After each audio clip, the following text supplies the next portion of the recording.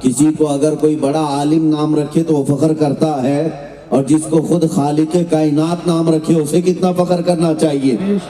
ہمیں کوئی شرمندگی اور عار نہیں محسوس کرنا ہے۔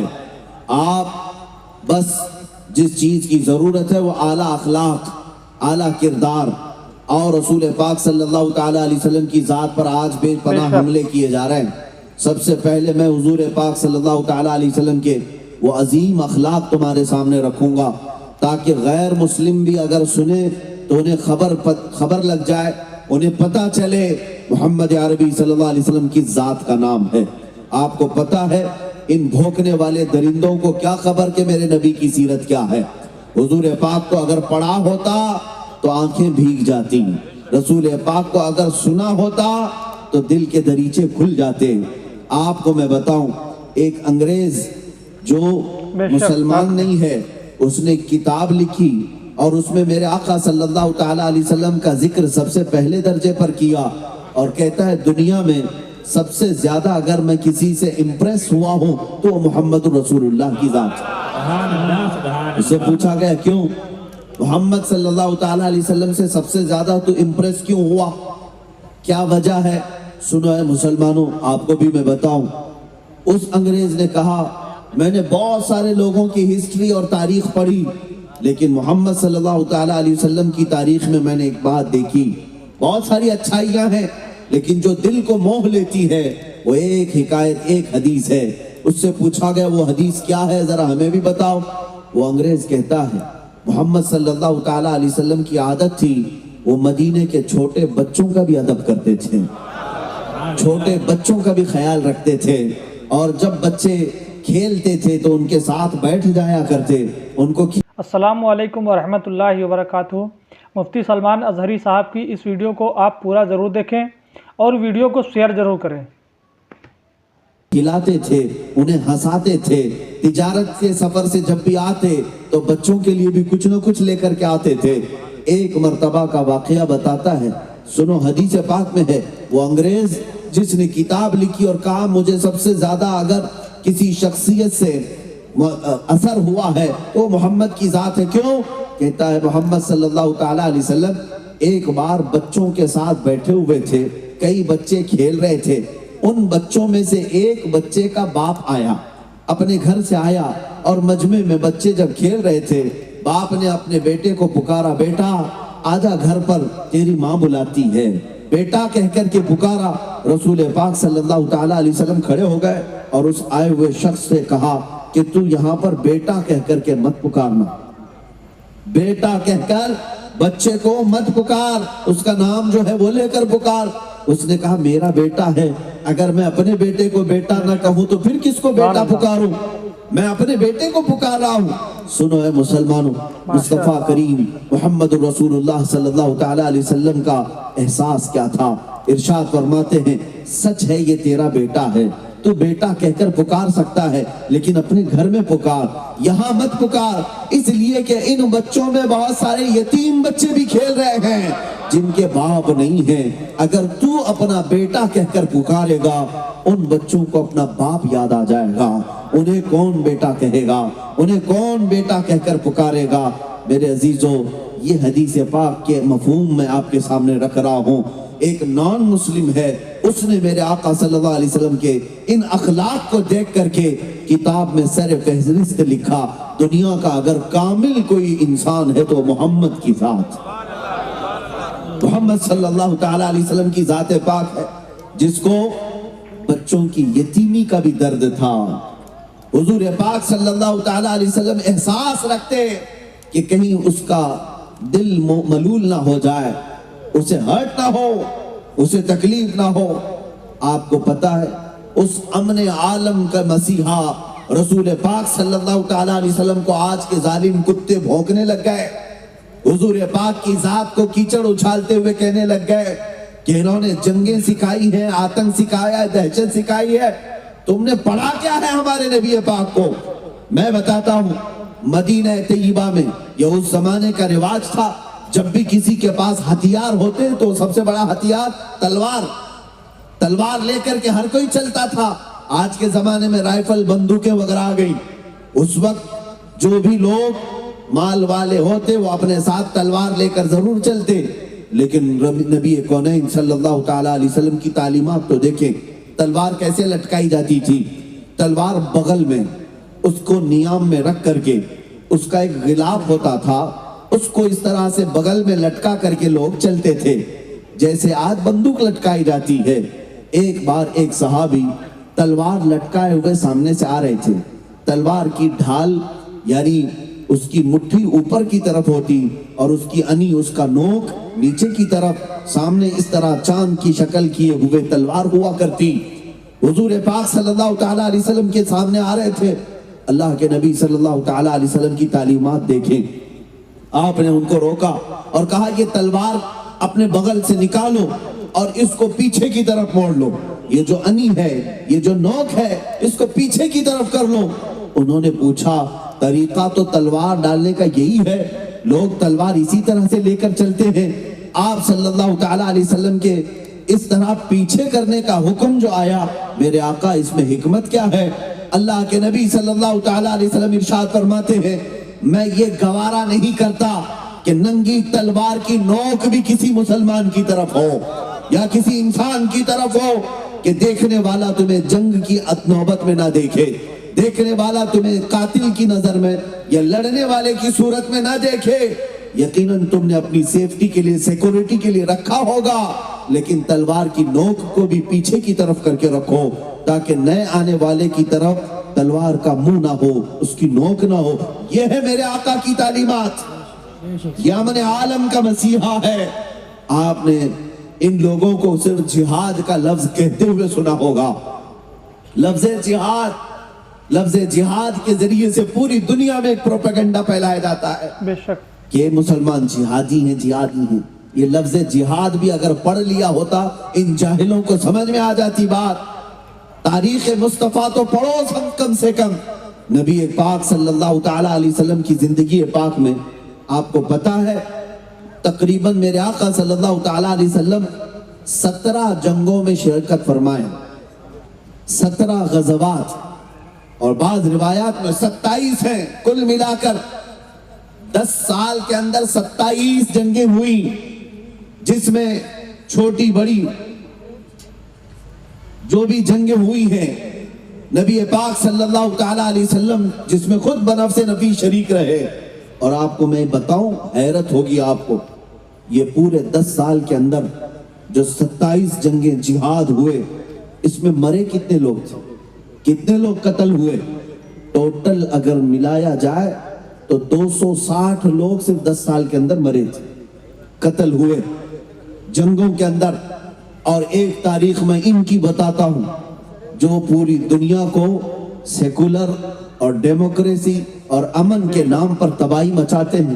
آپ کو پتا ہے ورلڈ وار فرسٹ جو پہلی عالمی جنگ ہوئی تھی، اس کے اندر تقریباً 1 کروڑ لوگ مارے گئے تھے، 1 کروڑ سے زیادہ لوگ مارے گئے۔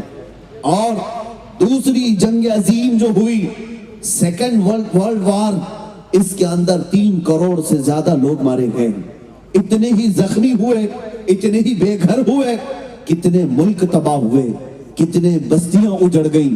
اور آج یہ اسلام کے جہاد کی طرف منہ اٹھائے بیٹھے ہیں، جن میں 10 سال کے اندر 250 سے زیادہ لوگوں کی جانیں کبھی نہیں گئی۔ باوجود اس کے میرے آقا صلی اللہ تعالیٰ علیہ وسلم کی تعلیمات بھی یہ ہوتی، میرے آقا فرماتے جب بھی کوئی جماعت جہاد کے لیے نکل رہی ہوتی، مجاہدین کو سب سے پہلے میرے آقا یہ تعلیم کرتے، اے مجاہدین جب تم کسی علاقے میں جانا تو یاد رکھنا کس سے لڑنا ہے کس سے نہیں لڑنا ہے۔ یہ جہاد کی تعلیمات میں آج آپ کو بتاؤں، میرے آقا صلی اللہ تعالیٰ علیہ وسلم یہ نصیحت کر کے بھیجتے، کبھی بچوں کی طرف تلوار نہ اٹھانا، کبھی کسی عورت کی طرف تلوار نہ اٹھانا، کبھی کسی بوڑھے کی طرف تلوار نہ اٹھانا، کبھی حمل والی عورت کو نہ پکڑنا۔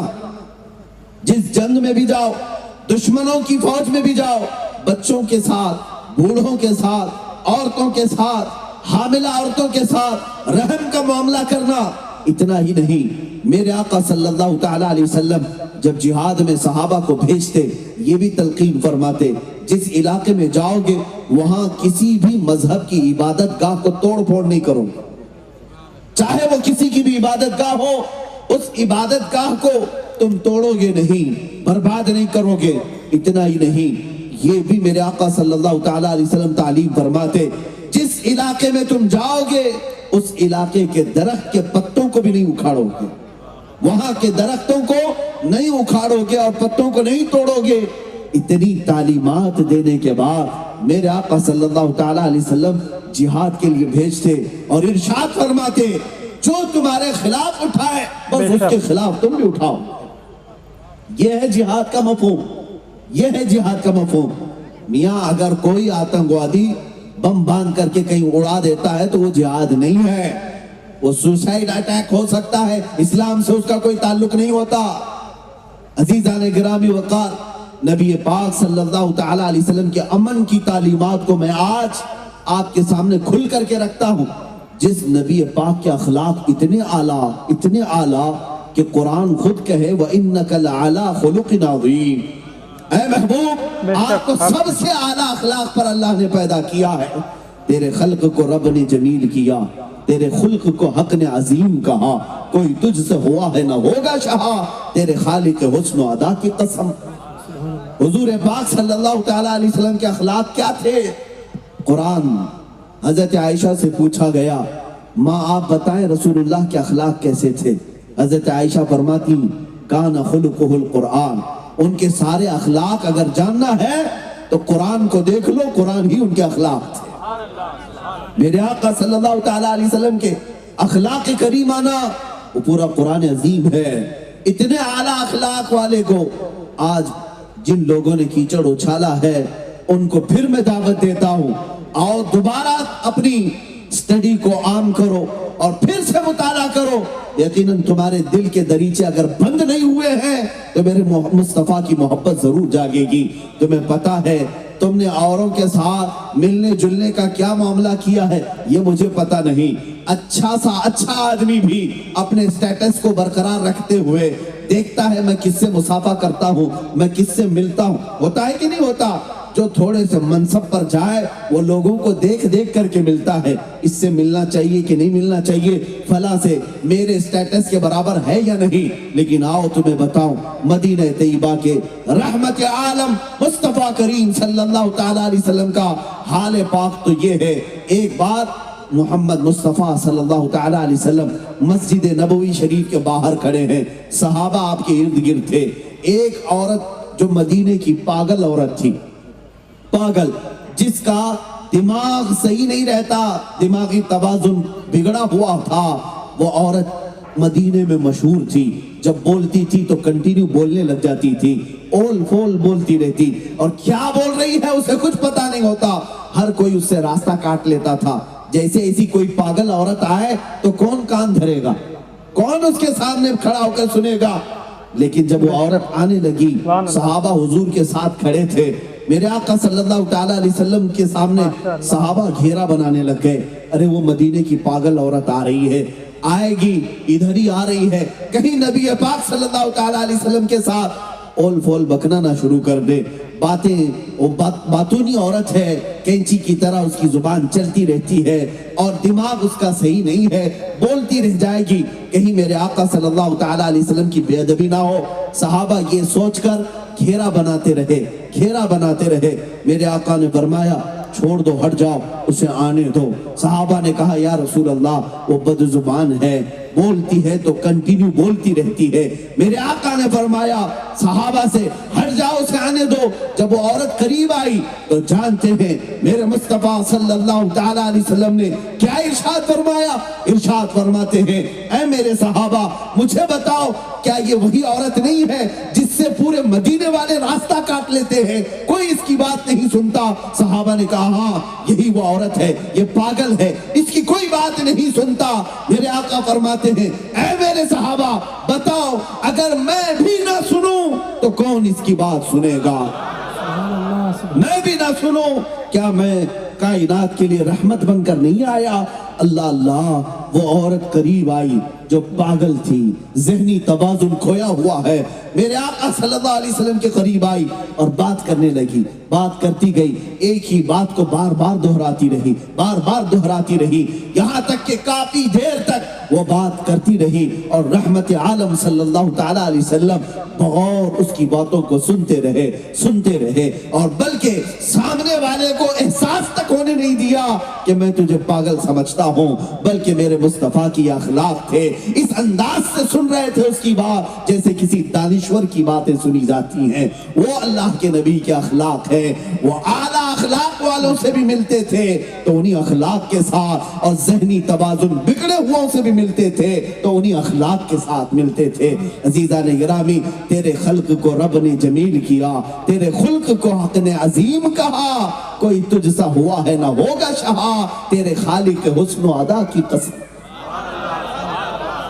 میرے عزیزو، رحمت عالم صلی اللہ تعالیٰ علیہ وسلم کی وہ اخلاق کریمانہ جنہوں نے مظلوموں کا انصاف دلایا، اور جانتے ہیں آپ مکہ مکرمہ میں کبھی ظلم ہونے نہیں دیتے۔ آج لوگ ظلم کی داستان چھیڑتے ہیں تو میرے نبی کو بیچ میں لاتے ہیں، اور اللہ کے حبیب صلی اللہ تعالیٰ علیہ وسلم کے اخلاق اور کیریکٹر پر انگلیاں اٹھاتے ہیں۔ سنو، مدینہ مکہ مکرمہ میں ایک باہر سے کوئی سوار آیا اور اس کا کسی سے قرضہ تھا یا کچھ لینا دینا باقی رہ گیا۔ وہ کون تھا؟ ابو جہل تھا۔ ابو جہل سے اس آئے ہوئے شخص کا جو اجنبی مسافر تھا کچھ پیسے کا لین دین باقی تھا، کچھ درہم رہ گئے تھے، اور وہ تقاضا کر رہا تھا کہ میرے پیسے، میرے درہم مجھے واپس کر دے، لیکن وہ ٹال مٹول کرتا جا رہا تھا، کبھی ادھر کبھی ادھر، اور وہ سردار قریش ہے، اس سے کون تقاضا کرے؟ پہلوان بھی ہے، گنڈا بھی ہے، اور یہ باہر سے آیا ہوا اجنبی مسافر غریب، اب یہ کس سے کہے؟ جن لوگوں کے پاس بھی یہ جاتا اور کہتا کہ میرے کچھ پیسے، میرے کچھ درہم باقی ہیں، عمر ابن ہشام یعنی ابو جہل کے پاس، تو سارے لوگ پلہ جھاڑ لیتے، میاں اس سے کون بات کرے گا، اس سے کون بات کرے گا، ہم بات نہیں کر پائیں گے، تمہارے پیسے تم جانو، تم نے دیا ہے تم وصول کرو، ہر کوئی اپنا دامن جھاڑ لیتا۔ وہ بیچارہ جو باہر سے آیا ہوا قرض میں ڈوبا ہوا مکہ مکرمہ کی وادیوں میں بھٹک رہا تھا، ایک شخص سے ملاقات ہوئی، رونے لگا، اس شخص نے کہا تیرے کچھ مال باقی رہ گیا ہے ابو جہل سے، تو چاہتا ہے کہ واپس آ جائے، تجھے مال کی واپسی کا یہ تقاضا ہے؟ اس نے کہا ہاں۔ اس نئے شخص نے کہا ایک ہی راستہ ہے، جا محمد صلی اللہ علیہ وسلم کے پاس، ان کے پاس جا اور ان سے کہہ۔ وہ شخص آیا، رسول پاک صلی اللہ تعالیٰ علیہ وسلم کے پاس آ کر رونے لگا، میرے اتنے درہم باقی رہ گئے ابو جہل کے پاس، اور وہ دیتا نہیں، کئی دنوں سے ٹال مٹول کر رہا ہے، کبھی ادھر کبھی ادھر، اور اس کا رعب، اس کا دبدبہ قریش کے سردار ہونے کی وجہ سے اتنا ہے کہ کوئی میری سفارش کے لیے بھی تیار نہیں، کوئی میری حمایت کے لیے بھی تیار نہیں۔ ایسے عالم میں مصطفیٰ کریم صلی اللہ تعالیٰ علیہ وسلم ارشاد فرماتے ہیں میں محمد تیری حمایت کے لیے تیار ہوں، میں محمد۔ جانتے ہیں اسی وقت میرے آقا صلی اللہ تعالیٰ علیہ وسلم نے اپنے دولت قدے پر اس اجنبی مسافر کو بٹھایا اور ابو جہل کو بلوایا۔ کوئی شخص بلا لائے کہ ابو جہل کہاں ہے؟ وہ سردار قریش تھا، لیکن جب وہ آیا، ابھی حضور پاک صلی اللہ تعالیٰ علیہ وسلم بیٹھے تھے، میرے آقا صلی اللہ تعالیٰ علیہ وسلم نے ابو جہل کو دیکھتے ہی کہا کیا تیرے اتنے درہم اس شخص پر ہیں؟ کیا تو اس کا مقروض ہے؟ کیا تو نہیں دیتا ہے، ٹال مٹول کرتا ہے؟ وہ جلال ایسا تھا میرے مصطفیٰ کا، وہ زبان سے نکلے ہوئے کلمات ایسے تھے کہ ابو جہل کی گھکی بن گئی، اور فوراً سے پیشتر کہا ہاں میرا باقی ہے، اور ابھی گیا اور ابھی لایا، اور گیا اور جا کر کے اس اجنبی کا جو بقایا تھا وہ سب ادا کر دیا، سب ادا کر دیا۔ جو پہلوان تھا قریش کا، اس سے بھی مصطفیٰ کریم صلی اللہ تعالیٰ علیہ وسلم نے نکلوایا، اور وہ اجنبی جو آیا ہوا مسافر تھا اس نے دیکھا اور اس کے بعد اس وقت بھی ہوتا تھا اس طرح کا معاملہ کہ کسی کے پیسے کسی پر نکلتے ہیں تو نکلوانے والے بھی کچھ کمیشن لے لیتے، جیسے آج بھی مانڈولی کرنے والے لوگ ہوتے ہیں کہ اس سے پیسے نکلواؤں گا، اتنا میں رکھ لوں گا، اتنا تجھے دے دوں گا۔ وہ آیا ہوا مسافر کہنے لگا اے محمد آپ نے مجھ پر بڑا احسان کیا، اس رقم میں آپ کا کتنا حصہ ہے؟ مصطفیٰ کریم صلی اللہ تعالیٰ علیہ وسلم نے ارشاد فرمایا نہیں نہیں، مجھے اللہ نے انصاف قائم کرنے کے لیے اپنا رسول بنا کر بھیجا ہے، کمیشن کے لیے نہیں کہ اس سے بھی پیسے لیتے جائیں۔ میرے آقا صلی اللہ تعالیٰ علیہ وسلم کی عظیم اخلاق کہ مظلوموں کو انصاف دلائیں، غریبوں کی ہمدردی کریں، چارہ سازی کریں، اور اس نبی پاک پر یہ تھوکتے ہیں گویا کہ ایسے ہی چمکتے ہوئے چودھویں کے چاند پر جو کتا تھوکتا ہے وہ اپنے منہ پر تھوکتا ہے، چاند تک کسی کا تھوک کبھی جاتا ہی نہیں۔ اسی طرح محمد عربی صلی اللہ تعالیٰ علیہ وسلم کے اخلاق کریمانہ پر جن لوگوں نے انگلیاں اٹھائی، میں ان سے کہتا ہوں پھر سے پڑھو تاریخ، پھر سے پڑھو تاریخ۔ آپ کو پتا ہے مکہ مکرمہ میں ایک بوڑھی عورت ہے، وہ نقل مکانی کر رہی ہے، یعنی اپنا گھر شفٹ کر کے کہیں جا رہی ہے اور اپنا گھر کا پورا ساز و سامان نکال کر راستے پر کھڑی ہے، انتظار کر رہی ہے کوئی آئے سامان اٹھائے اور میرے نئے گھر تک پہنچائے۔ صبح سے دوپہر تک کھڑی رہی، کوئی مدد کرنے والا نہیں آیا۔ اچانک میرے آقا صلی اللہ تعالیٰ علیہ وسلم تشریف لائے۔ میرے آقا محمد صلی اللہ تعالیٰ علیہ وسلم کی عادت تھی کوئی بوڑھا دکھے، کوئی کمزور دکھے تو اس کا سامان خود اپنے کندھوں پر اٹھا کر چلتے تھے، اپنے کندھوں پر اٹھا کر چلتے۔ مدد کرنا آپ کا شیوا تھا۔ آپ آئے اس خاتون سے پوچھتے ہیں کسی کا انتظار کر رہے ہو، کہیں جانا ہے تمہیں؟ اس خاتون نے کہا ہاں بیٹا مجھے دوسرے گھر شفٹ ہونا ہے، میں یہ محلہ چھوڑ رہی ہوں، مکہ کی آبادی چھوڑ کر میں دور دراز ایک علاقے میں نئے مکان میں جا رہی ہوں اور یہ ساز و سامان اٹھانے والا کوئی ہے نہیں، میں انتظار کر رہی ہوں۔ میرے آقا صلی اللہ تعالیٰ علیہ وسلم نے اس خاتون کا ساز و سامان اپنی پشت پر اٹھایا اور کہا میں چلتا ہوں ماں تمہارے ساتھ۔ اس خاتون کے ساتھ چلتے رہے، کافی دور آبادی کے وہ خاتون ایک نئے مکان کی طرف اشارہ کرتی ہے کہ یہ اب میرا مکان ہے۔ وہاں رسول پاک صلی اللہ تعالیٰ علیہ وسلم نے سامان اتارا، اس کے گھر کو صاف کر کے دے دیا۔ اب سنو، حضور پاک صلی اللہ تعالیٰ علیہ وسلم نے اس خاتون سے پوچھا بڑی بھی وہ مکہ کی آبادی بڑی اچھی تھی، وہ محلہ تو گھنا محلہ تھا، اس محلے کو چھوڑ کر غیر آباد علاقے میں تم یہاں کیوں آ گئی اس عمر میں؟ وہ خاتون کہتی بیٹا بڑا اچھا سوال تو نے کیا، سن میں تجھے بھی نصیحت کرتی ہوں، میں نے سنا ہے مکہ میں محمد نام کا ایک جادوگر آیا ہے۔ کیا کیا پروپیگنڈا پھیلایا گیا تھا اس وقت بھی۔ وہ خاتون کہتی ہے مکہ میں محمد نام کا ایک جادوگر آیا ہے، وہ بولتا ہے تو جادو اثر کر جاتا ہے اور لوگ اپنا پرانا دین چھوڑ کر اس کے دین میں داخل ہو رہے ہیں۔ لوگوں نے یہ پھیلا رکھی ہے بات، تو میں ڈر کے مارے اس محلے کو چھوڑ دی کہ کہیں اس کا جادو مجھ پر بھی نہ چل پڑے اور اس کے آنے سے پہلے ہی میں آبادی سے دور چلی جاؤں، میں دوسرے مکان میں چلی جاؤں۔ جب اس کے الفاظ یہ ہو رہے تھے میرے آقا کی آنکھوں سے آنسو آ گئے کہ ظالموں نے حضور کے لیے کیا کیا پروپیگنڈا پھیلایا تھا۔ آج ہی نہیں اس زمانے میں بھی بدنام کرنے کی کوششیں ہوتی رہی۔ اب حضور پاک کو غمگین دیکھ کر کے اس خاتون نے پوچھا بیٹا تم کیوں غمگین ہو؟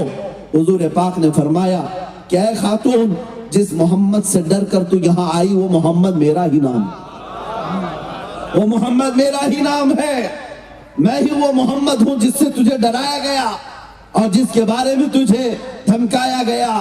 وہ خاتون اوپر سے نیچے دیکھتی رہی، حیرت کے عالم میں پھٹی نگاہوں سے دیکھتی رہی۔ تھوڑی دیر کے بعد کہتی ہے کیا تو ہی وہ محمد ہے جس کے بارے میں مکہ میں یہ باتیں گردش کر رہی ہیں؟ اور اس کے بعد جب میرے آقا نے فرمایا ہاں ہاں میں ہی وہ محمد ہوں، تو اب وہ خاتون کہتی ہے اگر تیرا ہی نام وہ محمد ہے تو تو گواہ ہو جا میں تیرے دین میں آنے کے لیے تیار۔ اس لیے کہ جس کے اخلاق و کردار، جس کے اخلاق اخلاق و کردار اتنے اعلیٰ ہیں کہ مکہ میں کوئی میری مدد کو تیار نہیں تھا، ایک تنہا تو تھا کہ میرا بوجھ اٹھا کر کے وہاں سے لے کر یہاں تک لایا۔ میں تیری کون لگتی ہوں، میرا تیرے سے کیا رشتہ ہے، باوجود اس کے میرا بڑھاپا دیکھ کر تو نے رحم کیا، میری کمزوری دیکھ کر کے تو نے مدد کی اور میرا سامان اپنی پیٹھ پر اٹھا کر لایا، میرے گھر کو سجایا۔ اور جس کے اخلاق ایسے ہوں وہ جھوٹا نہیں ہو سکتا۔ میں گواہی دیتی ہوں کہ محمد اللہ کے رسول۔ سبحان اللہ، نعرہ تکبیر، نعرہ رسالت، علماء اہل سنت، نعرہ تکبیر۔ میرے عزیزوں، رسول پاک صلی اللہ تعالیٰ علیہ وسلم کے اخلاق کریمانہ اتنے اعلیٰ، اتنے بلند کہ دنیا آج اپنے تو اپنے غیر بھی اس کا اعتراف کرتے ہیں، غیر بھی اعتراف کرتے ہیں۔ اور تاریخ پڑھنے والوں سے میں گزارش کرتا ہوں، بہت سارے انگریز مورخین ہیں، انہوں نے بھی میرے آقا کی شان میں کیا کیا لکھا ہے پڑھیں۔ گرو نانک سکھوں کے جو سب سے بڑے گرو ہے، گرو نانک نے کہا محمد اگر نہیں ہے تو بھکتی ہو ہی نہیں سکتی۔ یہ گرو نانک کے الفاظ ہیں، محمد صلی اللہ تعالیٰ علیہ وسلم اگر نہ ہو تو عبادت کا سلیقہ آ ہی نہیں سکتا۔ اللہ کی عبادت کا صحیح طریقہ اگر کسی نے بتایا ہے تو محمد عربی کی ذات ہے۔ کون کہتا ہے؟ یہ گرو نانک کہتے ہیں۔ اور انگریز مفکرین، دانشور یا مورخین جو لکھتے ہیں وہ الگ الگ انداز میں، آپ کو پتا ہوگا جارج برنارڈ شاہ ایک بڑا مورخ، انگریزوں کا ناول نگار بھی ہے اور بڑی تاریخ پڑھا ہوا، دنیا کی سیر کیا ہوا، اس نے کہا میں نے زمین کے چپے چپے کو دیکھا، مشرق سے مغرب، شمال سے جنوب، اکثر حصے کو دیکھ لیا، ہر جگہ کی اسٹڈی کی، لیکن میں نے دیکھا کہ دنیا میں بہت ساری شخصیتیں آئی اور ان کا انقلاب، ان کا ریولیشن ان کی زندگی میں چلا، 50 سال چلا، 100 سال چلا، لیکن محمد ایک ایسی ذات ہے جس کا ریولیشن روز بڑھتا جاتا ہے، روز بڑھتا جاتا ہے۔ 1400 سال ہو گئے، ان کا انقلاب نہ کم ہوا تھا نہ گھٹا تھا، بلکہ بڑھتا ہی جا رہا ہے، بڑھتا ہی جا رہا ہے۔ یہ ان کے زندہ انقلاب کی دلیل ہے۔ یہ کون کہتا ہے؟ جارج برنارڈ شاہ۔ وہ کہتا ہے محمد صلی اللہ تعالیٰ علیہ وسلم کا لایا ہوا انقلاب وہ صرف ان کی زندگی تک کے لیے نہیں تھا یا ان کے بعد 100 سال تک کے لیے نہیں تھا، بلکہ وہ کہتا ہے میں تو 1400 سال کے بعد دیکھ رہا ہوں، آج بھی اس انقلاب کی صرف نشانیاں نہیں بلکہ زندگیاں موجود ہیں جو لوگ آج بھی بدل رہے ہیں۔ اور ساتھ میں وہ یہ بھی کہتا ہے جب 1400 سال کے بعد ان کا لایا ہوا انقلاب پوری دنیا میں اس طرح موجود ہے تو آگے کے لیے بھی مجھے یہ امید ہے کہ اس سے بڑا انقلاب آگے کے سالوں میں اسلام کا آئے گا، اس سے بڑا انقلاب آئے گا۔ کیوں؟ رسول پاک صلی اللہ تعالیٰ علیہ وسلم نے امت کو صرف خیالات کی بنیاد پر نہیں رکھا، انسان کی روح کی ترقی کی بنیاد پر رکھا ہے۔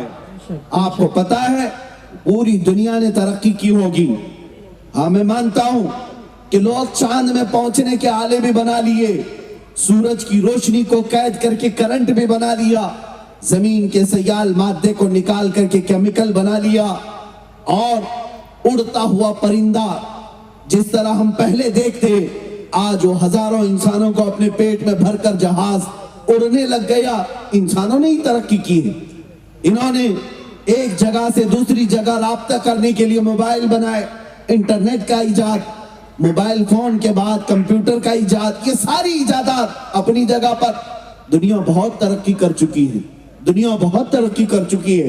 پہلے ہم تنہا بولتے، آج اس مائک کے ذریعے سے لاکھوں کو سنایا جا سکتا ہے، پہلے ایک جگہ بیٹھ کر آمنے سامنے دیکھا جاتا، لیکن آج ویب کانفرنسنگ کے ذریعے سے دنیا کے کسی کونے سے کہیں پر بھی انسان دیکھ سکتا ہے۔ یہ ترقیاں اپنی جگہ پر، میں آپ کو بتاؤں انسان ترقی اتنی کر چکا کہ ہواؤں میں اڑنے لگ گیا اور جو فاصلے تھے جو لاکھوں میل یا ہزاروں میل ہوا کرتے ان کو گھنٹوں میں اور منٹوں میں ادا کیا جانے لگا. ہر چیز سہولت کی آ گئی. ہمارے گھروں میں ہاتھوں اور پیروں سے کام کرنے کی بجائے اب مشینوں نے حصہ لے لیا ہے. ہر کام مشین کرتی ہے, ہر کام مشینوں نے لے لیا. لیکن ایک بات میں بتاؤں گا, یہ ساری ترقیاں آپ کیا سمجھتے ہیں تمہاری ترقی ہے, انسان کی ترقی ہے؟ میں تو نہیں مانتا, میں نہیں مانتا. یہ انسان کی ترقی نہیں, یہ تو میٹل کی ترقی ہے, یہ میٹل کی ترقی ہے. انسان نے لوہے پر کام کیا اور لوہے کو مائک بنا دیا. انسان نے فائبر پر کام کیا, اسے موبائل بنا دیا. انسان نے لوکھن پہ کام کیا, اسے پلین بنا دیا, لائٹ بنا دیا. یعنی میٹل پر محنت کیا اور اسے کیا سے کیا بنا دیا. لیکن انسان اپنے آپ کو کیا بنایا؟ بات تو یہ آتی ہے, تم نے میٹل کو ترقی دیا ہے. آسمانوں میں جو اڑ رہا ہے ہوائی جہاز, یہ تو ایک میٹل کی چیز ہے, ایک میٹل کی چیز ہے. اور ٹیلی فون جو تمہیں ایک جگہ سے دوسری جگہ رابطے کراتا ہے, یہ بھی ایک میٹل کی چیز ہے. اب میں تمہیں بتاؤں, دنیا چاہے یورپ نے ترقی کی ہو, امریکہ نے کی ہو, یا رشیا یا چائنا نے کی ہو, سبوں نے ترقی میٹل پر کی ہے. اور میرے مصطفیٰ کی ذات نے انسانوں کو ترقی دیا ہے. ایک کو بیٹھایا تو صدیق بنایا, دوسرے کو اپنے دربار میں بلایا فاروق بنایا, عثمان کو ذوالنورین بنایا, اور علی پاک کو حیدر کرار بنایا. ہر صحابی کو آسمان کے مہو نجوم بنایا. انسانوں کو اگر کسی نے ترقی دی ہے تو وہ مدینے کے تاجدار نے دی. سبحان اللہ, ماشاءاللہ, بہت. آج بھی میں کہتا ہوں, جو لوگ ترقی کی بات کرتے ہیں, میں تو ترقی اس وقت مانوں گا جب لوگوں میں بھوک مری ختم ہو جائے, سوسائیڈ کرنا کم ہو جائے, جہالت ختم ہو جائے, گناہ کم ہو جائے, انسانوں کو مارنا, مرڈر کرنا, قتل کرنا یہ ختم ہو جائے. میں سمجھوں گا کہ انسان بن گیا, انسان بن گیا ہے.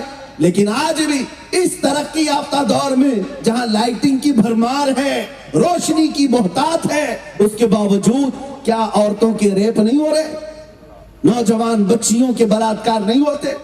سب ہوتا ہے. تو پھر یہ کون سا انسان ہے, کہاں ترقی کیا؟ یہ آج بھی وہی حیوان ہے, آج بھی وہی حیوان ہے. جہاں تنہا کسی عورت کو پائے تو اس کی عزت پر حملہ کرے. جانور جنگل میں یہی کرتے ہیں. اگر انسان یہی سب چیزیں کر رہا ہے تو میں کہتا ہوں اس کی کوئی ترقی نہیں ہے, کوئی ترقی نہیں اور کوئی سکسیس نہیں ہے. کامیاب اور ترقی والا انسان اس وقت ہوتا جیسے میرے آقا نے مکہ کی گلیوں میں پیدا کیا. مکہ کے وہ باشندے جو شراب میں فخر کرتے تھے, جوے پر اپنی پوری راتیں بتاتے تھے, عورتوں کو بازار میں لا کر نیلام کرتے, بیٹی پیدا ہو تو زندہ دفن کرتے تھے. لیکن میرے آقا کی تعلیمات تو دیکھو, جب وہ ان تمام اخلاق و کردار والے لوگوں کو میرے آقا نے اپنی تعلیمات سے روشناس کیا تو میرے عزیزوں وہی صحابہ پھر عورتوں کی عزت کے محافظ بن گئے. بیٹیوں کو پڑھا کر کے انہیں دین کا ایک بہترین قلعہ بنایا. اور جانتے ہیں صحابہ کو میرے آقا نے کیا بنایا؟ ایک عرب نے آدمی کا بول بالا کر دیا, خاک کے ذروں کو ہمدوش سریا کر دیا. خود نہ تھے جو راہ پر اوروں کے ہادی بن گئے. ارے کیا نظر تھی جس نے مردوں کو مسیحا کر دیا. سبحان اللہ, ماشاءاللہ, بہت خوب. یہ ہے انقلاب, یہ ہے ترقی. رسول اللہ صلی اللہ تعالی علیہ وسلم نے میٹل کی ترقی نہیں سکھائی, انسان کی ترقی سکھائی. آج بھی اگر اپنی روح کی, اپنی آتما کی, اپنی آتما, اپنی روح کی ترقی چاہتے ہو تو یہ ترقی کسی فیکٹری میں نہیں ملتی, کسی فیکٹری میں نہیں. فیکٹریاں موبائل بنا سکتی ہیں, گاڑیاں بنا سکتی ہیں, انسان کے روح کی ترقی گنبد خضرا کے چھاؤں میں ہوتی ہے. یہاں آنا پڑے گا تمہیں, اس نبی پاک کے پیچھے چلنا پڑے گا, پھر تمہاری روح اوج پر پہنچے گی, بلندی پر جائے گی. عزیزان گرامی, یہ چند باتیں تھی نبی پاک کے اخلاق و کردار پر. بہت ساری چیزیں ہیں. آپ کو ایک اور بات بتا دوں, جن لوگوں نے میرے آقا کے چہرے پاک کو اس طرح پیش کرنے کی کوشش کی जैसे आज ये गीदड़ और पाखंडी अपने गुफे में बैठकर कोई किताब लिखकर या 4 लोग बैठकर वीडियो बनाकर वायरल करते हो, वो चाहे वसीम राफिजी हो या उसकी नाजायज औलाद या उसका नाजायज बाप, जो भी हो, मेरे आका पर हमला करने के लिए तुम 4 लोग बैठ करके वीडियो वायरल करते हो। दम खम है तो आओ मुसलमानों के मजमे में। यहाँ मैं यकीन के साथ कहता हूँ, ये जो मजमा आया है ये सेल्फी और वीडियो बनाने के लिए नहीं आया। जिसके सीने पर भी हाथ रखोगे उसके सीने में धड़कन नबी नबी और मुस्तफा मुस्तफा कहे। यहाँ जो मजमा आया है वो दिखावे के लिए नहीं आया, बल्कि मैं जानता हूँ रसूल अल्लाह जिंदाबाद।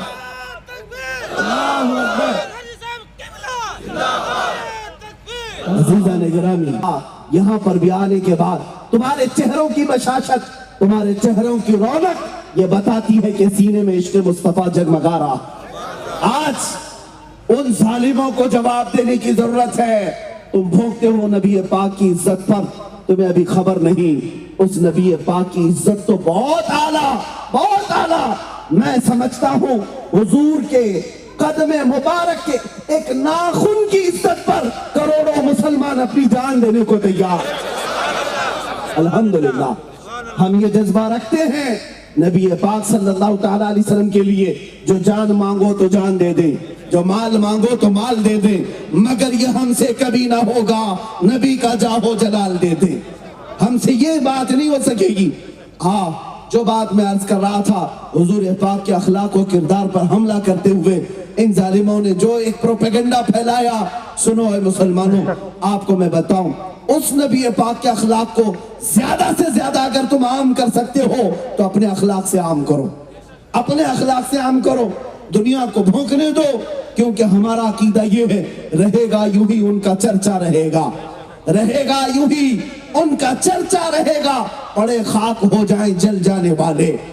और या रसूल अल्लाह, तू घटा ऐसे किसी के न घटा है न घटेगा। अस्सलामु अलैकुम वरहमतुल्लाहि वबरकातुहू। मुफ्ती साहब की इस वीडियो को आप ज़्यादा से ज़्यादा शेयर ज़रूर करें।